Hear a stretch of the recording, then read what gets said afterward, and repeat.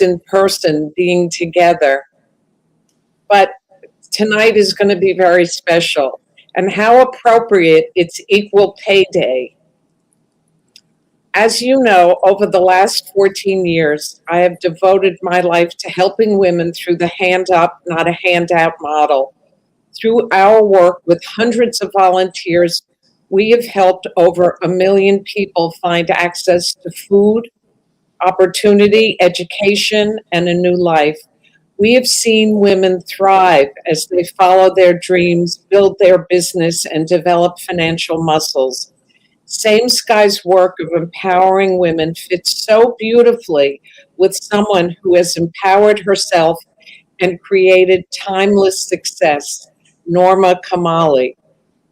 Norma is the true embodiment of the empowered woman, a fashion legend that has run a successful business for 50 years in an industry where designers come and go. She's a woman of purpose and self-love. She shares her wisdom and experience with other women to act as a model so they reach their full potential. I loved reading her book, I Am Invincible, and she'll read you the longer title. You must buy this book. It offers actionable advice designed to encourage everyone. It's filled with lessons on authentic beauty, career building advice, worldly insights, and it helps women of any age create happiest, healthiest, and most successful and fulfilling lives with wisdom and wit. Let's be inspired by Norma. Nice to meet you all.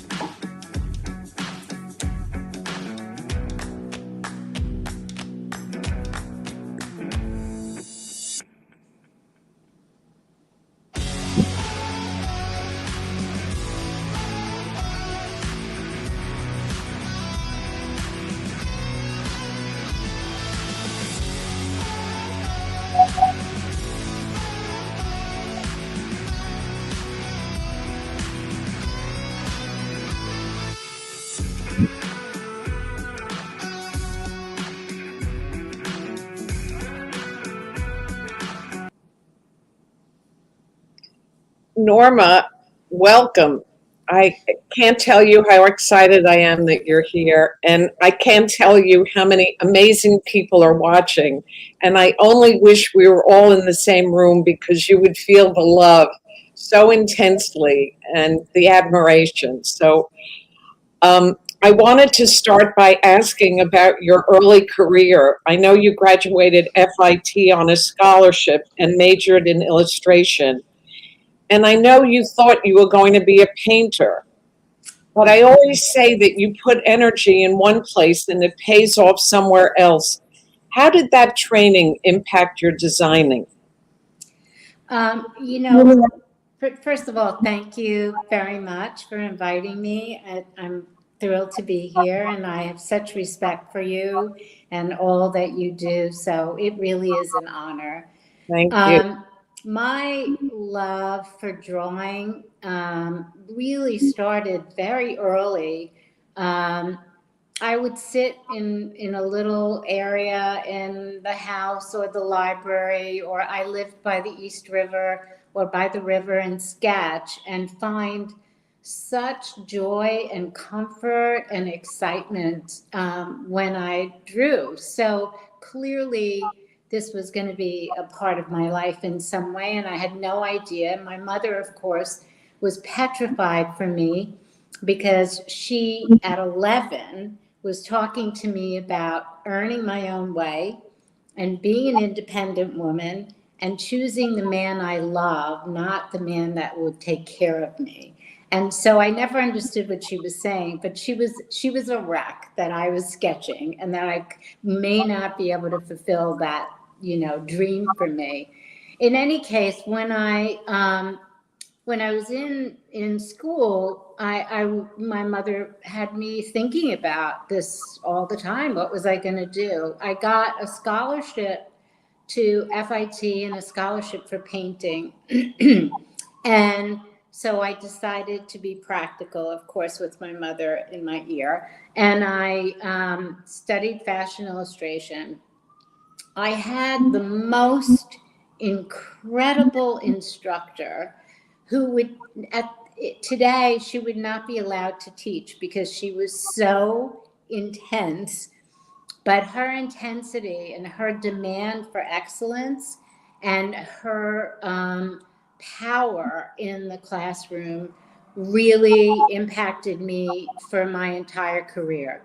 And from that experience and from years of studying anatomy and being influenced by Michelangelo and great artists who really studied form, I learned about movement and the human form and how fabric draped on the form. And that clearly has been an incredible fount of information for me still today. I love making patterns, and you can't really make a pattern successfully unless you understand how the body is going to move, how the muscle is draped over the bone, and how the skin is fitting over the muscle. And it's really a joy to have that power to know how to do that. So I am still indebted to Anna Ishikawa,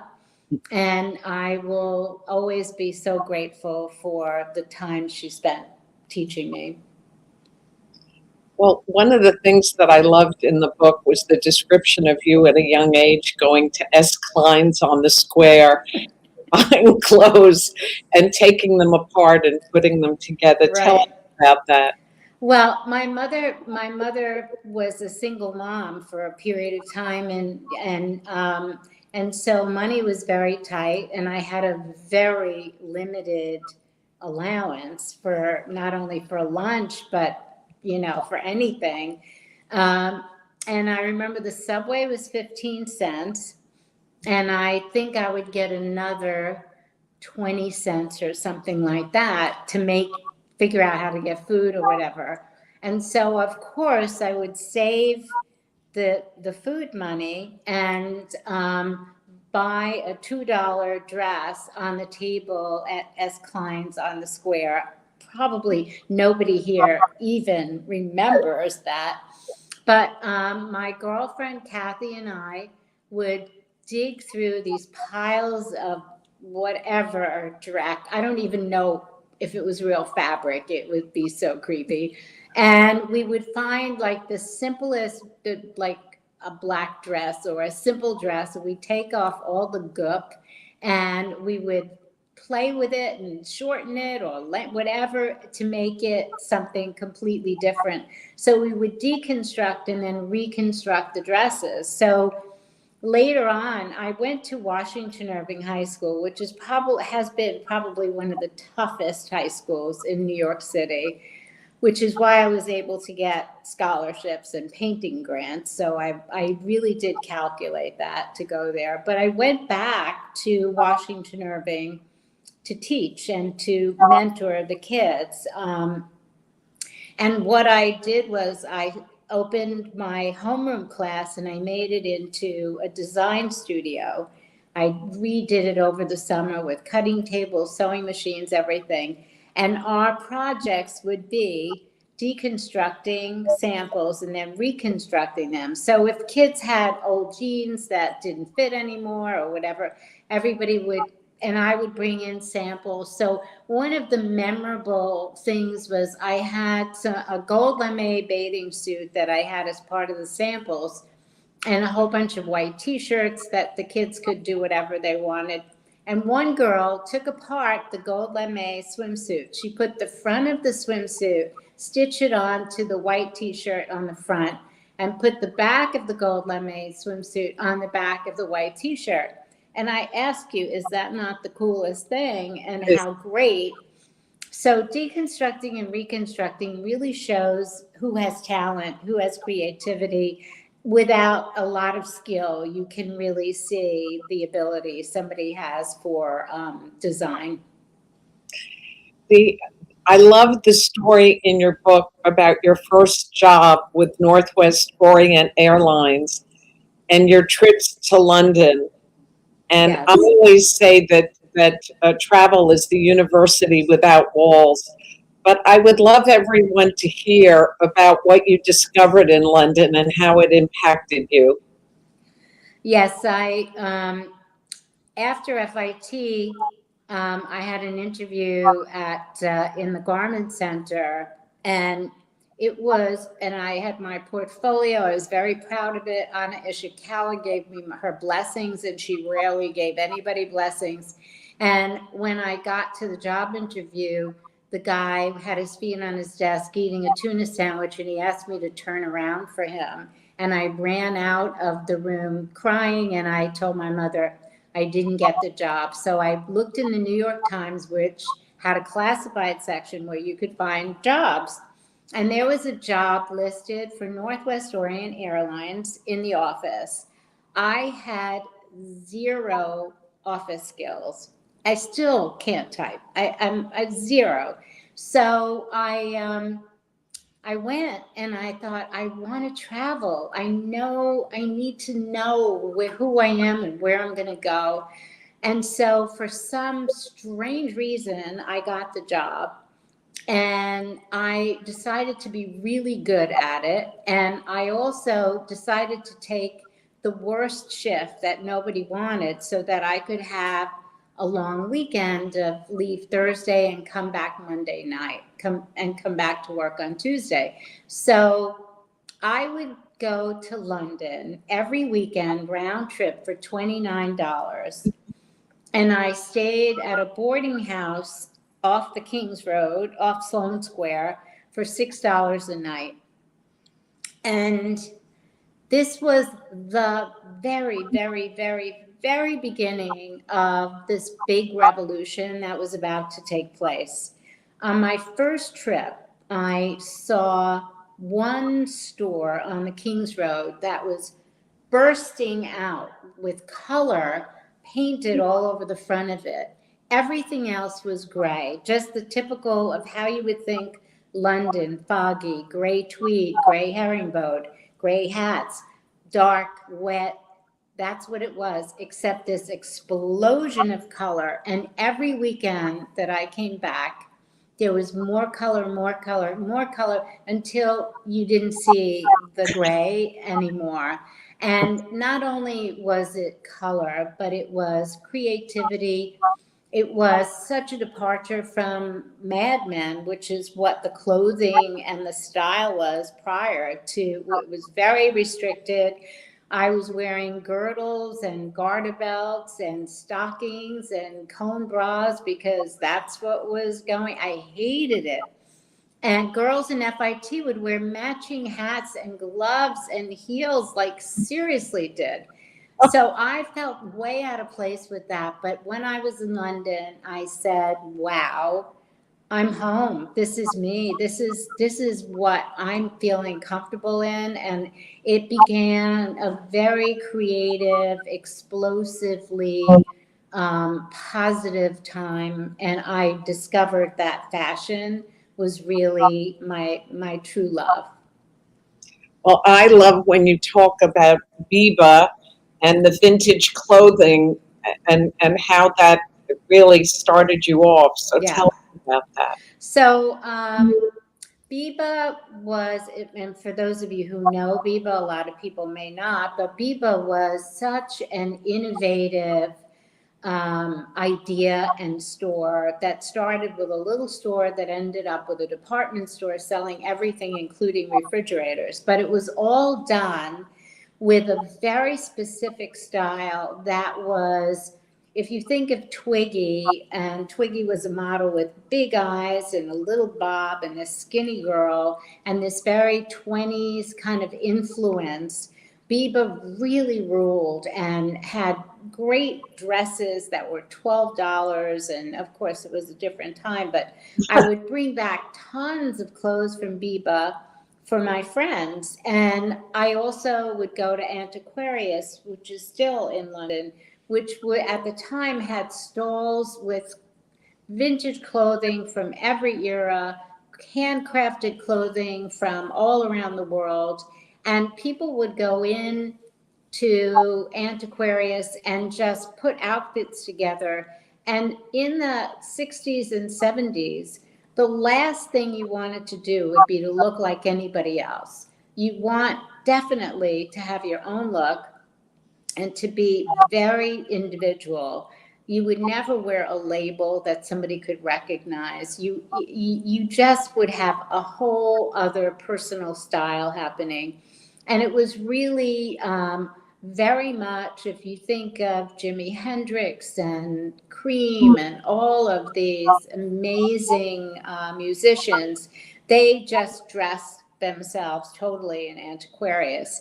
And the fashion was so completely different from what was before.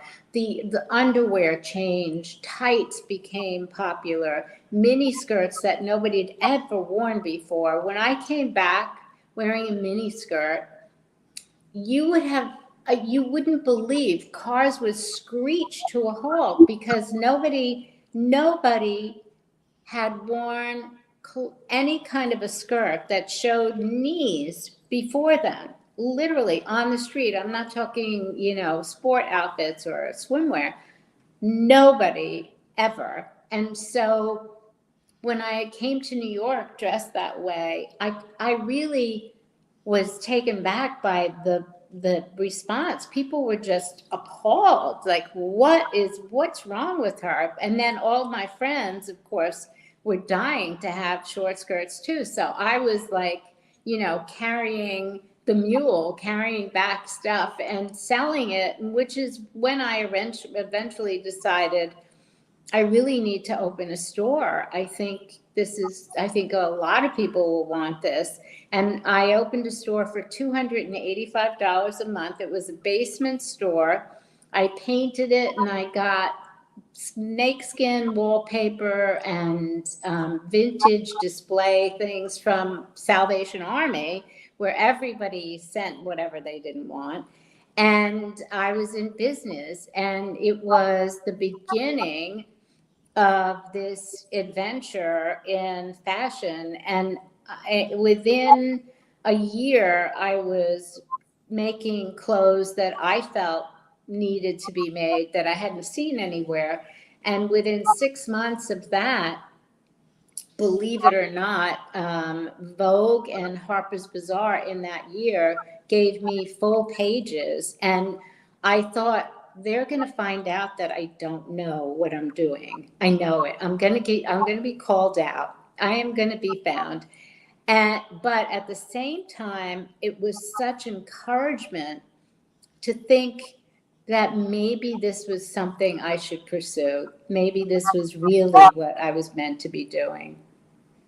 Well, I know that in 1976, I think it's before you opened the store, you left your husband with $98 in your pocket, and that it was an incredibly brave thing to do, but you had your dignity intact, and you knew even then how valuable your name was. How did you realize that? I first of all, the 70s were not really, it was a time when women started to behave differently and not accept the status quo. And even though I wasn't really aware of what was going on with that, because I was really in my own survival mode. But I had been married, I was married at 19, and we literally grew up together in the business. I wanted to open, he was a student, and he was an Iranian student in New York, and I had no idea of cultural differences, and he was, the cultural difference was really not the problem in the relationship.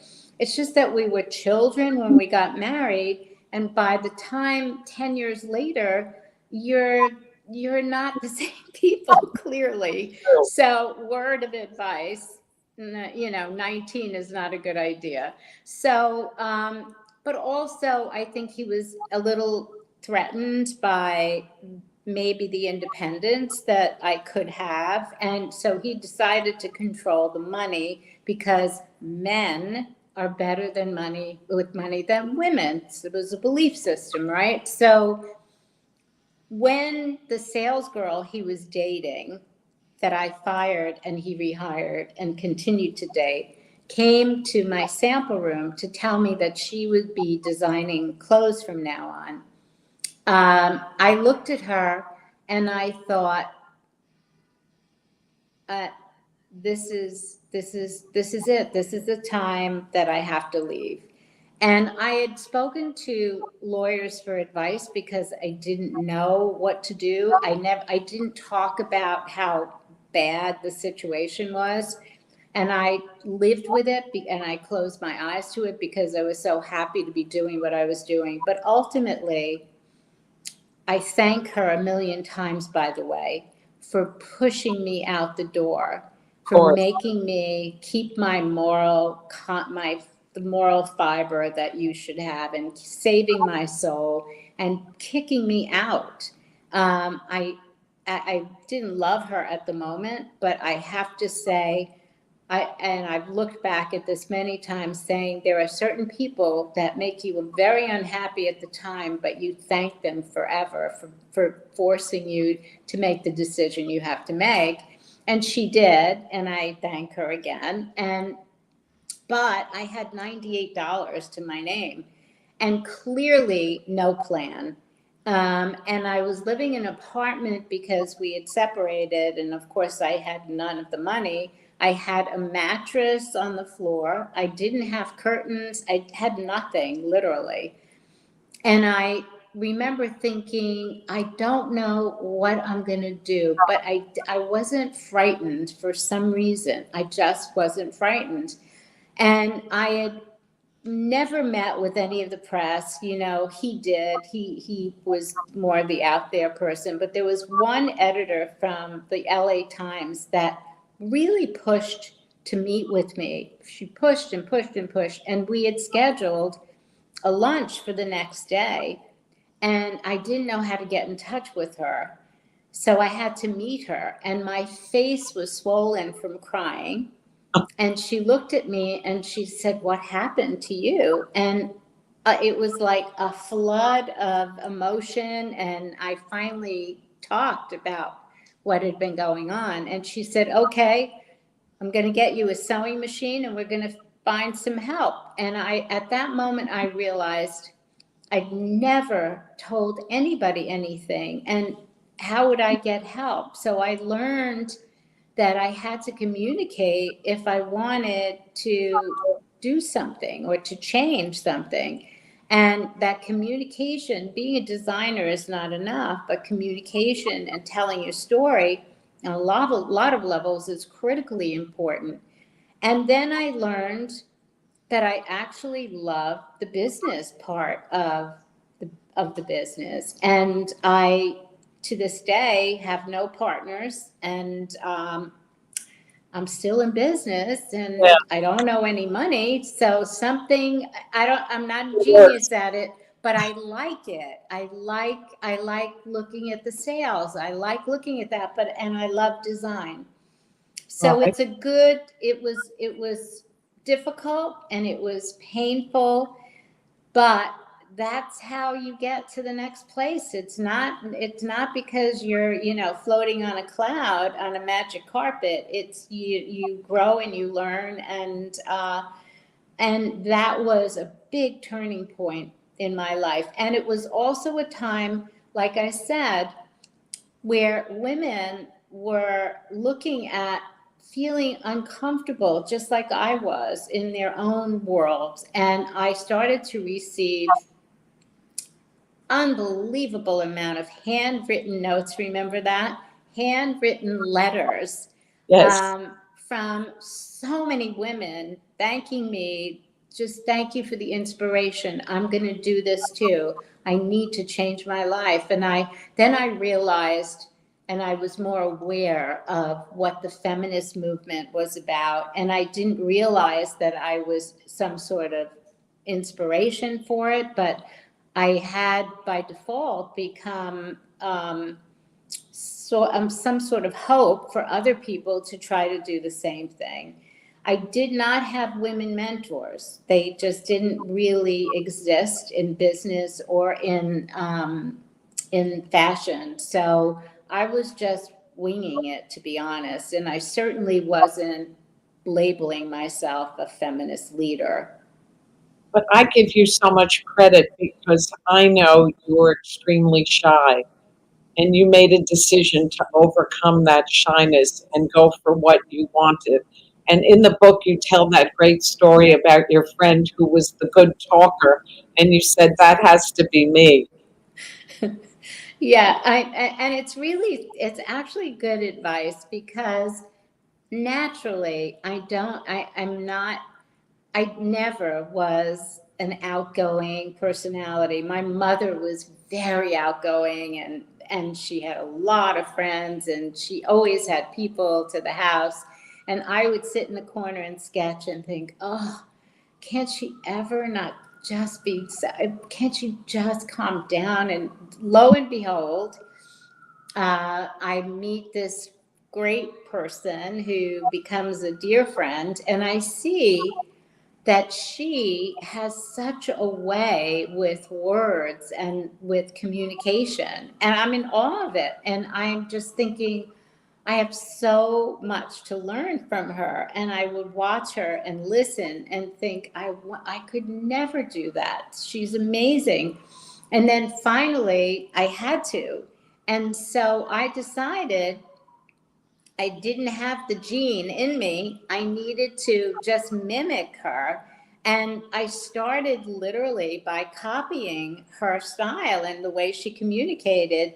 And then within time, it morphed into my style, but it helped me open the door. And sometimes when you're really at a loss for understanding how to do something that is just not naturally you, learning from somebody else and copying just the behavior or try, and of course I'm not saying copy crazy people, but if you see somebody has a talent that really is very positive and has good results.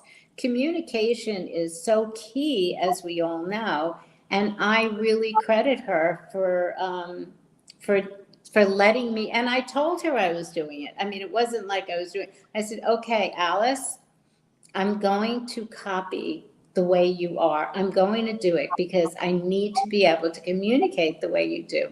I said, "Okay, fine." Big And compliment. so I'm grateful. But I know that everyone would like to know, you built an unbelievable network, and I'd love you to share your philosophy about building networks and how do people do that? You know, at 75, I've gone through decades of relationships, business, friendships, and I can tell you that everything that goes around comes around, and you never want to burn a bridge, ever. I am so grateful that I was careful about that, just intuitively careful. I can tell you there were two in my entire life, two situations that I still feel uncomfortable about because they didn't end well. They weren't horrible. It wasn't like big, but it didn't end where I could say this person is still my friend. But every other relationship, every other friendship, even people in my company that I've let go, I'm still in touch with them, and they come back and visit me, and so that is such an important thing to consider when you're making a decision about how you're going to handle a business negotiation, a friendship, a relationship, a partnership of any kind. It's really, really critical to leave that door open, because I promise you, every day it seems I'm meeting with someone I did something with in Turkey, in China, and you name it, and they're there.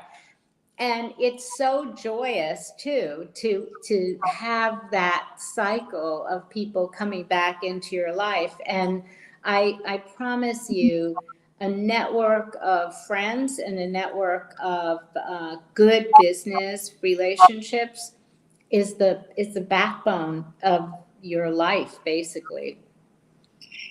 You also mentioned that you never miss an opportunity. You don't let, even if it looks like there's nothing in it for you, you don't miss that opportunity. You force yourself and you always get something out of it. Yeah. Yeah. So there have been some cuckoo kind of offers, and some that, you know I'm not going to do, but I always take a meeting. I always do.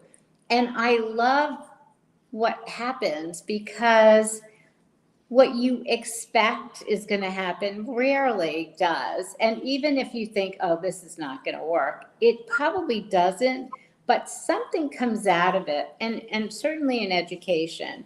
And a good example is, I had one of my meetings with this great guy who was at a company that I'm not going to name, but he was at a really great company, and he wanted to meet with me about doing a project.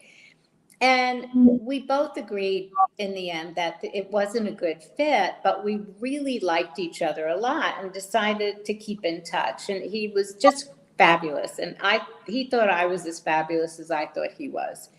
And so that was wonderful. And then about a year and a half later, he is now in a new position, and he's running the women's business at Walmart. So he gives me a call and he tells me where he is, and he says, I really want you to come to Bentonville to Walmart. I have an offer for you. And I said, oh, no. I don't think so. I said, I've never been to a Walmart. I'm a city girl. I don't even drive a car. I'm just not the right person. He said, Norma, get on the plane. You want this experience. Just the meeting alone will be great. And I said, okay, as long as I'm not disappointing you, because now I have a friend, so I don't want to just. So I go to Walmart and I go to Bentonville, which is really an experience. You're on a plane with all these people who are practicing their spiel for selling whatever it is they are. It's unbelievable. And I see a Walmart for the first time. I see a Walmart superstore. I can't even explain the mammoth size of that and the offerings. And I'm just overwhelmed. I was just like, my God. And then we go into a conference room, and they're trying to convince me that I would be the perfect person to do a fashion line for Walmart. And I said, obviously you guys know what you're doing, because this is a big success. I'm just saying to myself, these people are crazy, because how are you going to sell fashion in this place? And I literally said that. And I said, I'm not the person that is going to be comfortable doing this. And there was a newspaper on the table, and there was a white shirt dress in an ad. And I tore it out and I said, this is as much fashion as you can, a white cotton shirt dress, right? This is as much fashion as Walmart should ever think about doing. They went ahead, they did a deal with another designer, and it just did not work. Hello. I mean, anybody can tell you that, right? And so they called me back and they said, okay, you were right. We're coming to see you. We want to talk to you. So they came to see me in New York. They came to my studio. They had the tore out picture of the shirt dress and they said, you tell us what you think we should have, and we want to make a deal with you. And so I did a 3-year license agreement with Walmart. It was one of the most incredible experiences of my life. I will tell you, I am just in awe of their commitment to sustainability, their commitment to the customer they service.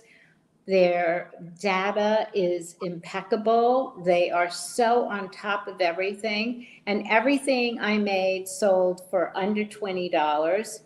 The quality was fantastic. The fit, I oversaw every piece of clothing. And the reason they could do that is when you do 650,000 pieces of a garment, you can get whatever you like from the factory, and you can't use a cheap factory to do that either. And so I knew the factories, I approved every garment before it went into production, and they made sure that I could, and I picked the manufacturers I wanted to work with. And so I will always say that I am so proud to have had this incredible experience. And during that time, we were the top women's brand on e-commerce, on their e-commerce site. And that was really fantastic. And I certainly would have been tempted to continue, but I thought the association for a long period of time might be difficult for me in time, but I really miss that wonderful experience. Well, another thing that you created that was so innovative um, was the sleeping bag coat. And I know it's in the Costume Institute at the Metropolitan Museum, and it's really lasted. Talk about sustainability. It's lasted the test of time. I mean, what year did you design that, and what was your inspiration for it? It was 73. It was the early 70s. And at the time, this was hippy dippy time. So I was camping with my friend Alice and with some and other friends. And we would all go up in our VW vans with Keep On Truckin' written on the back. I mean, it was real classic. And we had our tents and our sleeping bags, and we would canoe in the river up in Narrowsburg, New York. And one night it was really cold, and I needed to go to the bathroom. And I was like, I'm not getting out of my sleeping bag. So I put my sleeping bag over my shoulders and went into the woods. And as I was walking, I thought, when I go home, I'm going to put sleeves on this. And I did. I cut up my sleeping bag and I made it into a coat. And then I just kept buying sleeping bags and making coats out of them till finally, constructing the fabric and the filler and everything myself. And so I've sold the sleeping bag coat every single year since then. And there were 3 times that the coat really sold big quantities. One was during Studio 54 because the doormen were wearing sleeping bag coats. So people actually came in and thought that if they bought a coat, they could get in. I did not tell them. I didn't think that would work. I just could be, you never know. And then 9/11, I'm a New York City girl, so I was devastated, and I closed the business like everybody else did and thought I'd wait it out. And then 2 weeks later, I went to listen to the answering machine, remember that? And listen to the messages.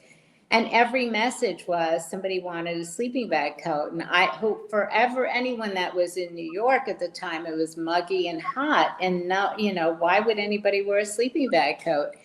people were sleeping in lobbies, in friends' homes, in the airport. So it became a coat and a bed at the same time. And this time, COVID is another time that we've sold a tremendous amount of coats. And I actually reduced the price when I don't have to be honest. I reduced the price this year and made a ton more so that we could go out and support our restaurants and eat outside. And so a lot of people were wearing sleeping bag coats, eating outside to support their local restaurants. And I love seeing it. I mean, you know, just walking by restaurants and seeing the sleeping bag coats. So yes, the coat is sustainable. People have them for 35 years. And like I tell them, I'm happy that you have it for 35 years, but you know, you could get another one. Wouldn't hurt. You know, but there was a moment in your life when you sold all your stuff. Instead of keeping it and being possessed by all your possessions and all your clothes and all your things, I think it's appropriate now with COVID and everybody changing to tell us that story. Well, it actually, you know, there's a theme in the book also about aging with power. And turning 50 is a big, big birthday. It is a very meaningful birthday because we really literally shed our skin from the life we've had. And reinvention is really the calling card for that birthday and for the next couple of years. And whatever you do, whatever the reinvention is, that sets the tone for the rest of your life. For me, I was sitting in a beautiful home. It was across the street from the Metropolitan Museum of Art. It was part of the Woolworth estate. I restored the space. It was just spectacular. And I had a great eclectic collection of antiques, and I made beautiful upholstered furniture and I had beautiful, beautiful things. And I was sitting in this incredible library sketching my collection. And I was looking around at all of this extraordinary beauty. And I thought, this is got to go, because if I am going to design, I have to break out of this and go to the next place. And as long as I have this here, these possessions own me. They're controlling me. They're controlling the way I think. They're beautiful and I love them, but I have to let them go. And so I sold the space. I had an auction at Christie's. I donated, I had a collection of things from old New York. I donated that to Gracie Mansion. I donated chalices and trays to St. Patrick's. I had a huge book collection. I donated that to an AIDS foundation, and I just gave away a lot of stuff. And I also sold all of my original samples that had been in a warehouse. So I emptied warehouses, everything. And the freedom I felt from that, and the minimal environment that I created after that really was sort of a blank slate for me to, you know, create on and to think about and to be able to look forward.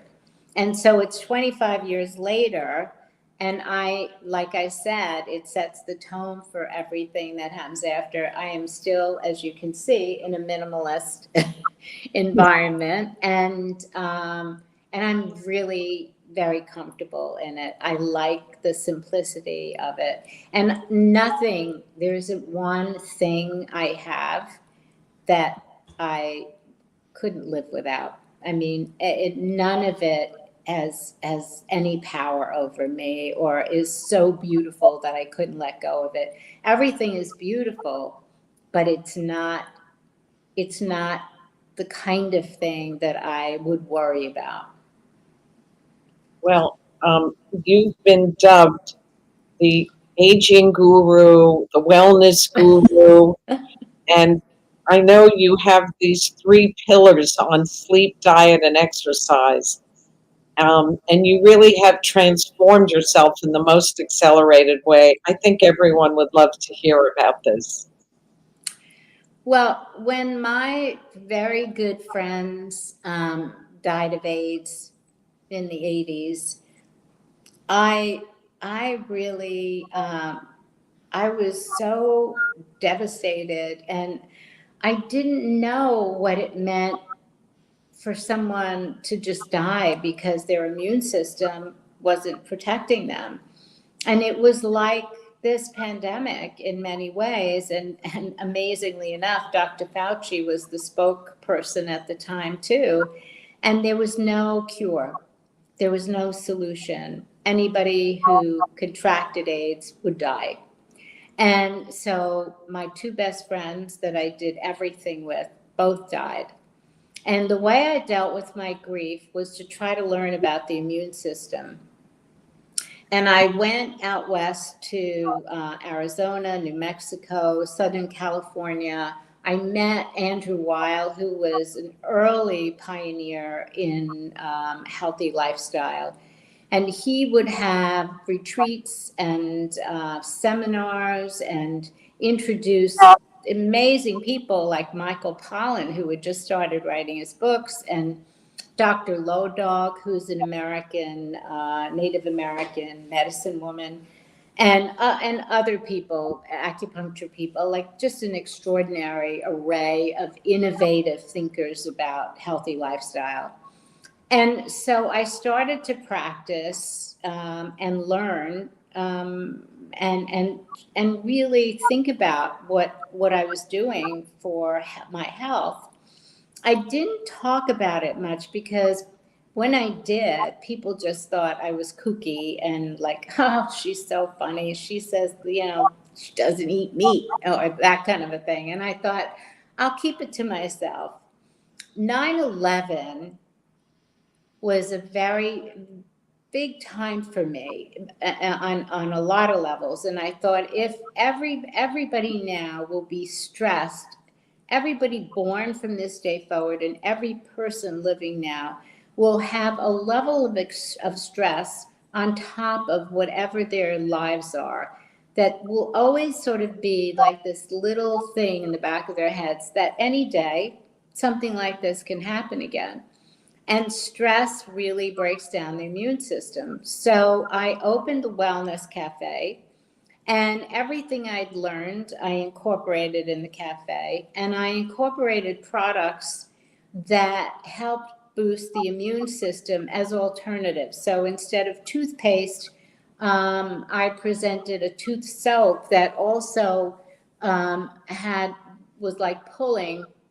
Pulling is a practice that you swoosh around these oils and it pulls bacteria out of your system. And so you could brush your teeth and pull at the same time, and lots of products like that. And by the way, I'm going to reopen the Wellness Cafe in the fall with some of these wonderful products. So many people have asked me from the book if I would sell the bread and do all of those. So we're going to have all of these great things. But the Wellness Cafe was my coming out basically on my lifestyle and what I was doing. And I really wanted to share that with women and to understand that beauty really comes from being healthy, and that there's no amount of makeup that's going to make you more beautiful than healthy, nutritious food and diet and sleep and exercise and sleep. So I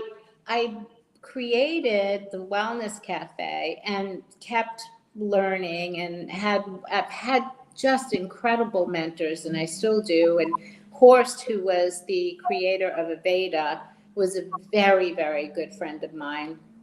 And when I met him, I was wearing red lipstick and red nails, and that was my signature. I love, I'm like the red lipstick girl. And he said to me, you have to stop doing that. And I said, this is my ID. What are you telling me? And he said, here, I want you to read this study. And when he sold Aveda, he invested a lot of time and money into research on the effect of women's beauty products and makeup and their health. So I read the document and it scared me silly. And that was the last day I put on lipstick, and I have not worn nail polish ever since. Sorry, ladies, but this is the truth. And so, that really, those kinds of people are very valuable. People who really care and really invest their own time and money into researching to help people, especially women. And so the Wellness Cafe and everything I've learned are a part of this book, and there's so much more to share and more to learn. And I believe in acupuncture in a big way. I'm a big acupuncture facelift person. There is nothing better than how you feel and how you look. If you have acupuncture consistently, weekly at least, it's an amazing life changer that I recommend. There aren't a lot of really good Chinese doctors who are also Western doctors, but I co-wrote a book with Dr. Yang, who is a doctor I went to see. I did research. I went to see him in Philadelphia because I heard he was the best Chinese doctor in the States. And I went there, and when I arrived, he said, well, what are you here for? And I said, I'm here for a facelift. And he said, well, you're not getting one. That's not what acupuncture is about. So he said, I said, I'd love to learn about acupuncture. And he said, well, I'm happy to teach you. And I said, if I come every Thursday, can I audio tape our sessions? And he said yes. So I did for 6 months. He finally gave me acupuncture facelifts when he believed I was sincere. And then the book was based on our meeting and me learning about acupuncture through him. And it's a great acupuncture book if you want to learn about it. It's called Facing East, and it's by HarperCollins. You can get it through HarperCollins. It's really a great book. Yeah. Well, I love the way that you insert things for your personal benefit in your schedule that are just as important as anything else you do. But I want to just change the topic because I know we're running short on time. The story you tell about the astrologer at age 25 and what she predicted and what happened, would you please share that with us? Yes. So my two friends that I told you about that died of AIDS both said we found a great astrologer, and our birthdays were all a day apart. So this was our treat to each other, that we would all get our charts done.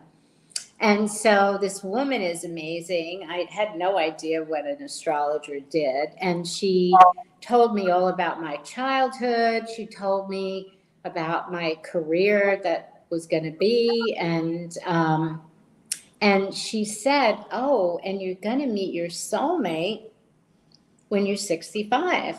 And I said, no. I think you're wrong. And she said, I'm rarely ever wrong. And so we are still very good friends. And so at 65, guess what? I met my soulmate. And it's really incredible because I didn't believe I was supposed to meet my soulmate. I thought that was for other people. I didn't feel bad about it, but I just thought, maybe it's just not my thing. But then it's really an interesting thing at 65 when you really are at that perfect time in your life, to be honest, to be with the person that you're meant to be with.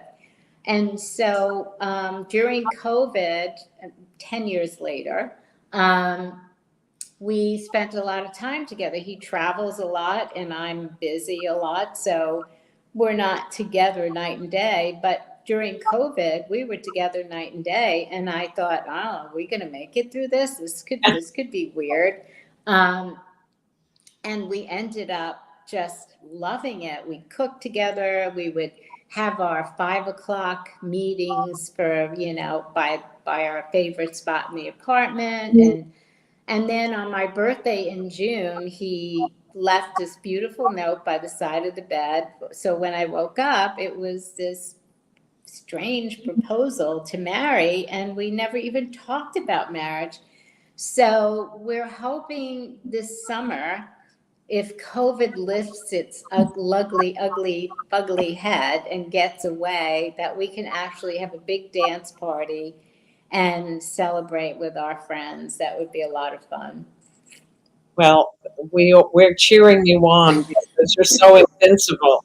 I want to thank you for taking all this time Oh, to my share with pleasure.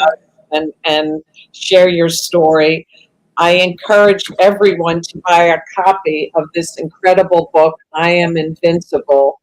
And for every book that's purchased, a donation will be made to the Same Sky Foundation to help more women and girls become invincible. Norma, would you leave us by reading your mantra on the cover of your book? I will. So I'm not really invincible every day. I do have invincible days, but not every day. The goal is to have more of them.